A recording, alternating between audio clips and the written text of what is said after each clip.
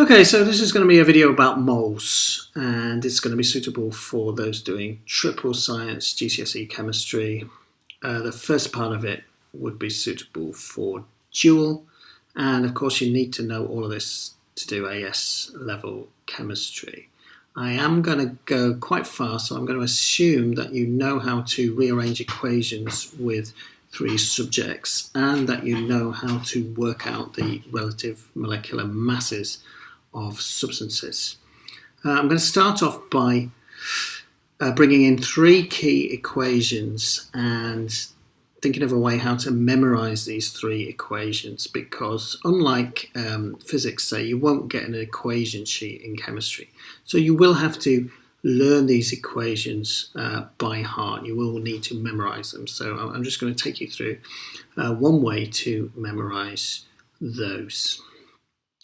Okay, so the way the brain remembers things is by making images, and the more crazy the images, the more you're likely to remember them. So we're going to think of a mole, a furry creature, as equivalent to a massive ram, and that's going to help us remember that a mole is equal to a mass over a ram. Just going to give a bit more detail on that. What is a mole? So a mole is really short for a molecule, really, and it's an amount. So it's the number of molecules is going to be proportional to the mass. So obvious, the more mass you have, the greater number of molecules you have, but divided by the relative atomic mass. So what is the relative atomic mass?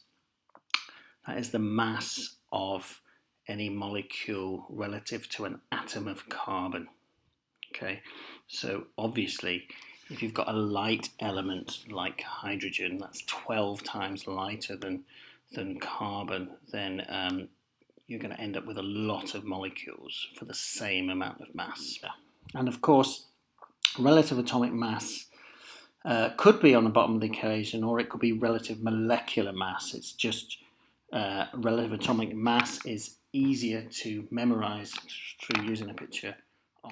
Okay, so the second equation that we need to memorize is the equation that links moles to concentration. Now, concentration is a measure of how crowded particles are, and in chemistry we're going to relate this to liquids and gases, obviously not solids. We're not going to talk about the concentration of a solid, but we are going to talk about concentration of gases at times. So the concentration, the unit is moles per dm cubed, and that is the same as or is equal to the moles divided by the vols, and which is the volume in dm cubed. I will talk more about decimeters cubed later, but we're going to remember it by two furry creatures, basically a mole divided by a vol, and that's fairly memorable, so we're going to have no problems memorizing that one.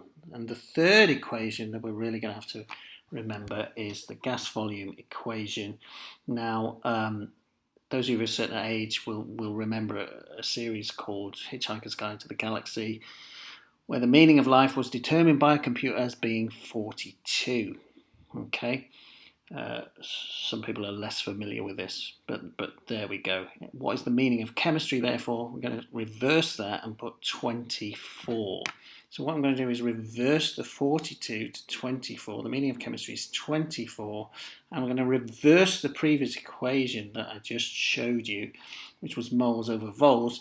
And this time I'm going to go to vols over moles. So 24 dm cubed equals vols over moles. And that's what's that telling us is 1 mole of any gas occupies the same volume at room temperature and pressure, and that volume is 24 decimeters cubed. And this is really useful because it allows us to easily compare the masses of different gases, and was fundamental, to be honest, in developing the periodic table and working out relative atomic masses in the first place. But what you need to do is memorize this equation, that 24 equals the volume divided by the number of moles that you have. Okay, then, to summarize what I've just said, three equations that we really need to memorize. So number of moles is equal to the mass divided by the ram, or RMM. The concentration is equal to the moles divided by the volume, dm cubed, and 24 is equal to the volume divided by the number of moles.